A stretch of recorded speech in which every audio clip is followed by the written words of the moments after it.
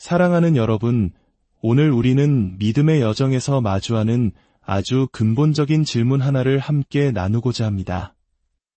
왜 어떤 이들은 하나님의 놀라운 기적을 체험하는 반면 바로 그 옆에 있는 다른 이들은 아무런 변화도 느끼지 못하는 것일까요? 왜 어떤 예배에서는 성령의 강력한 임재가 느껴지는데 어떤 예배는 그저 건조하게만 느껴질까요? 이것이 단순히 운이나 우연의 문제일까요? 성경은 우리에게 다른 해답을 제시합니다. 바로 하나님의 능력, 즉 기름 부으심에 대한 우리의 태도에 그 비밀이 숨겨져 있다는 것입니다. 오늘의 말씀이 여러분의 삶에 깊은 울림과 축복을 가져다 주기를 소망합니다. 잠시 시간을 내어 이 채널을 구독하고 이 영상을 공유해 주십시오. 진리의 말씀을 함께 나누는 것은 이 은혜로운 사역에 동참하는 귀한 믿음의 행위입니다. 여러분의 그 작은 섬김 위에 하나님의 풍성한 축복이 함께 하시기를 기도합니다. 오늘 우리가 나눌 주제는 바로 기름 부으심에 요구하는 법입니다. 요구한다는 단어가 조금은 강하게 들릴 수도 있겠습니다. 하지만 이것은 간절함으로 구하고 믿음으로 그 능력을 이끌어내는 적극적인 신앙의 태도를 의미합니다. 성경 빌립보서 1장 19절에서 사도 바울은 이렇게 고백합니다. 이것이 너희의 간구와 예수 그리스도의 성령의 도우심으로 나를 구원에 이르게 할 줄 아는 고로. 여기서 성령의 도우심이라는 표현의 원어적 의미는 성령의 공급입니다. 마치 마르지 않는 거대한 저수지처럼 성령의 능력은 우리를 위해 항상 예비되어 있고 공급될 준비가 되어 있다는 뜻입니다. 오늘 이 자리에 그리고 여러분이 계신 바로 그곳에 치유를 위한 성령의 공급이 있습니다. 재정적인 돌파구를 위한 공급이 있습니다. 위기에 처한 가정을 위한 기적의 공급이 있습니다. 예수 그리스도 안에는 결코 마르지 않는 성령의 저수지가 있으며 하나님께서는 그 능력을 교회를 통해 우리에게 부어주셨습니다. 하나님께서는 사도, 선지자, 복음 전하는 자, 목사와 교사를 교회에 선물로 주셨습니다. 에베소서 4장은 그 이유를 분명히 밝힙니다. 이는 특정 개인을 높이고 그를 슈퍼스타처럼 만들기 위함이 아닙니다. 오직 성도를 온전하게 하여 봉사의 일을 하게 하며 그리스도의 몸을 세우려 하심이라. 즉 기름 부으심의 목적은 바로 여러분, 성도 한 사람 한 사람을 온전케 하고 세우기 위함입니다. 그러므로 기름 부음 받은 사역자를 만날 때 우리는 그들을 통해 역사하시는 하나님의 능력을 믿음으로 이끌어낼 책임이 있습니다. 기적은 그냥 우연히 일어나는 것이 아닙니다. 가만히 앉아 있는데 갑자기 내 머리 위로 떨어지는 행운 같은 것이 아닙니다. 누가복음 6장 19절을 보십시오. 온 무리가 예수를 만지려고 힘쓰니 이는 능력이 예수께로부터 나와서 모든 사람을 낫게 함이러라. 보십시오. 무리가 먼저 만지려고 힘썼다고 기록되어 있습니다. 그들의 간절한 믿음의 행동이 예수님 안에 있던 능력, 즉 기름 부으심을 끌어낸 것입니다. 그들이 믿음으로 손을 뻗지 않았다면 그 능력은 예수님 안에 그대로 머물렀을지도 모릅니다. 사람들의 믿음이 그 능력을 밖으로 이끌어낸 것입니다. 여러분이 예배드리는 태도를 통해 말씀을 듣는 간절한 마음을 통해 기름 부으심을 이끌어낼 수 있습니다. 어떤 곳에서 말씀을 전하면 사람들의 반응이 미지근하여 전하는 이도 힘이 빠질 때가 있습니다. 그러나 어떤 곳에서는 성도들의 간절한 눈빛과 뜨거운 아멘 소리의 설교자 안에 있는 것 이상의 능력이 터져나올 때가 있습니다. 바로 성도들이 믿음으로 기름 부으심을 요구하고 있기 때문입니다.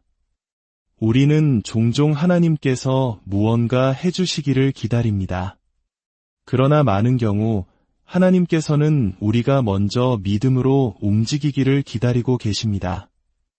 그것이 바로 찬양과 경배의 목적입니다. 마음의 문을 닫고 팔짱을 낀 채로는 아무것도 받을 수 없습니다. 사탄은 바로 그 점을 노립니다.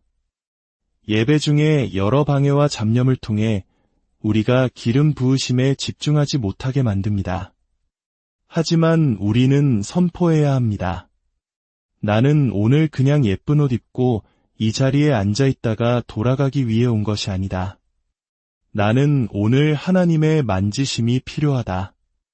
내 영혼에 새로운 부흥이 필요하고 성령의 신선한 기름 부으심이 필요하다. 요구가 없으면 공급도 없습니다. 더 큰 요구가 더 큰 공급을 가져옵니다. 굶주린 영혼, 간절히 사모하는 영혼은 언제나 성령의 공급을 받게 될 것입니다. 마태복음 20장에는 두 맹인의 이야기가 나옵니다. 그들은 예수님이 지나가신다는 소식을 듣고 소리 지르기 시작했습니다. 주여, 우리를 불쌍히 여기소서. 무리가 그들을 꾸짖으며 조용히 하라고 했지만 그들은 더욱 크게 소리 질렀습니다.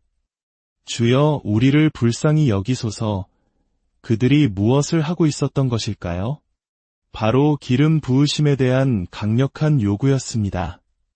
나는 이 기회를 놓칠 수 없습니다. 당신이 나를 비난해도 상관없습니다. 나는 눈을 떠야 합니다. 나에게는 기적이 필요합니다. 그들의 간절한 애침이 예수님의 발걸음을 멈추게 했고 그들은 눈을 뜨는 기적을 체험했습니다. 만약 그들이 잠잠히 있었다면 예수님은 치유의 저수지를 가득 품은 채 그대로 그들을 지나쳐 가셨을 것입니다. 그러나 안타까운 예도 있습니다.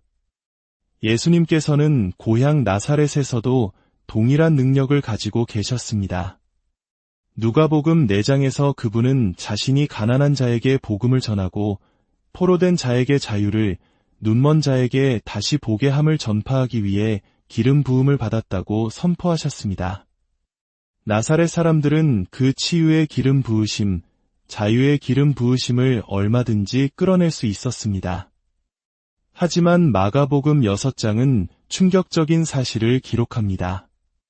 거기서는 아무 권능도 행하실 수 없어 다만 소수의 병자에게 안수하여 고치실 뿐이었고 그들이 믿지 않음을 이상히 여기셨더라. 왜일까요? 왜 수많은 기적을 행하신 예수님이 고향에서는 능력을 행하지 못하셨을까요? 그들이 기름 부으심을 요구하지 않았기 때문입니다. 그들은 예수를 그저 목수의 아들로만 여겼고 그분 안에 있는 하나님의 능력을 믿음으로 구하지 않았습니다. 이것은 오늘날 우리에게도 큰 교훈을 줍니다. 우리의 불신과 무관심이 하나님의 능력을 제한할 수 있다는 사실입니다.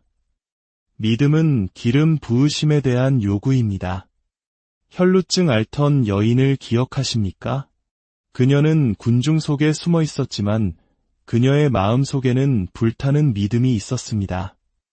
내가 그의 오대만 손을 대어도 구원을 받으리라. 그녀의 그 믿음이 손을 뻗게 했고 그 손길이 예수님의 능력을 이끌어냈습니다. 수많은 사람들이 예수님을 스쳐 지나갔지만 오직 이 여인의 믿음의 터치만이 능력을 흐르게 했습니다. 예수님께서 말씀하셨습니다.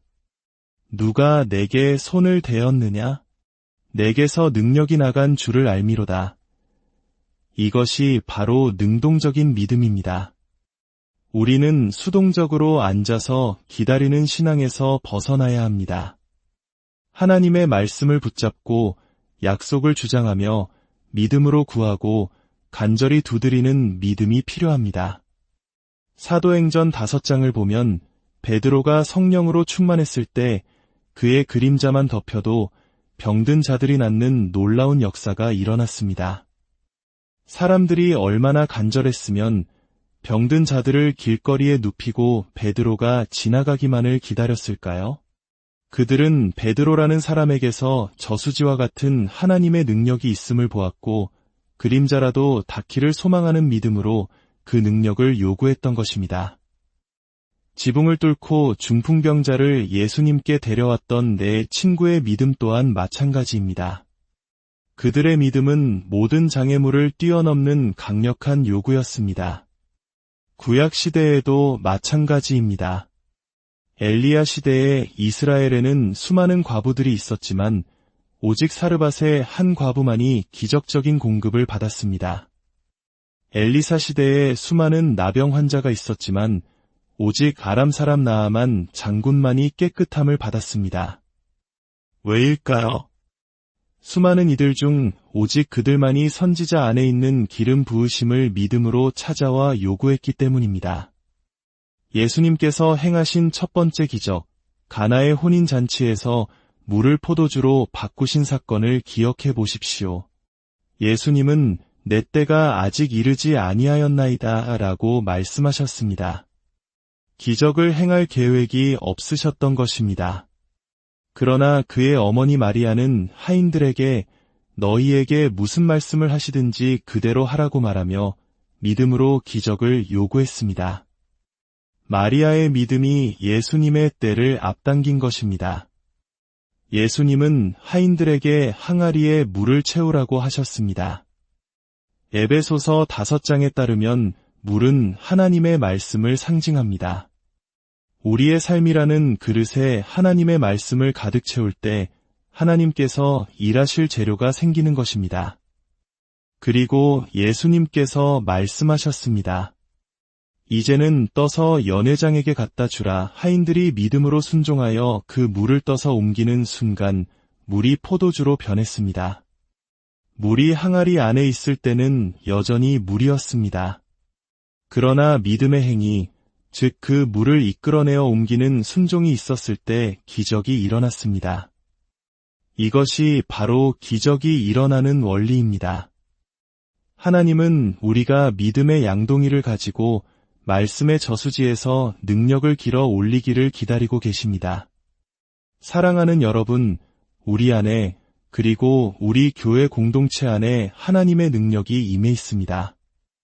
야고보서는 병든 자가 있느냐 교회의 장로들을 청할 것이요 그들은 주의 이름으로 기름을 바르며 그를 위하여 기도할지니라. 믿음의 기도는 병든 자를 구원하리니 주께서 그를 일으키시리라고 약속합니다. 이제는 여러분의 차례입니다. 더 이상 문제 앞에 주저앉아 있지 마십시오. 더 이상 질병과 고통의 패배자로 살지 마십시오. 우리에게는 여호와 라파, 치료자 하나님이 계십니다. 예수 그리스도께서 채찍에 맞으심으로 우리가 나음을 입었다는 피의 언약이 우리에게 있습니다. 이제 여러분의 두 손을 가슴에 얹으십시오. 그리고 믿음으로 선포하십시오. 예수님의 이름으로 나는 치유받았습니다. 예수님의 이름으로 나는 회복되었습니다. 예수님의 이름으로 나는 자유케 되었습니다. 간절한 마음으로 그 기름 부으심을 지금 요구하십시오. 여러분의 믿음을 통해 하나님의 능력이 여러분의 삶에 흘러 들어갈 것입니다. 이제 주님의 이름으로 여러분을 축복합니다. 여호와는 내게 복을 주시고 너를 지키시기를 원하며 여호와는 그의 얼굴을 내게 비추사 은혜 베푸시기를 원하며 여호와는 그 얼굴을 내게로 향하여 드사 평강 주시기를 원하노라. 예수 그리스도의 존귀하신 이름으로 기도합니다.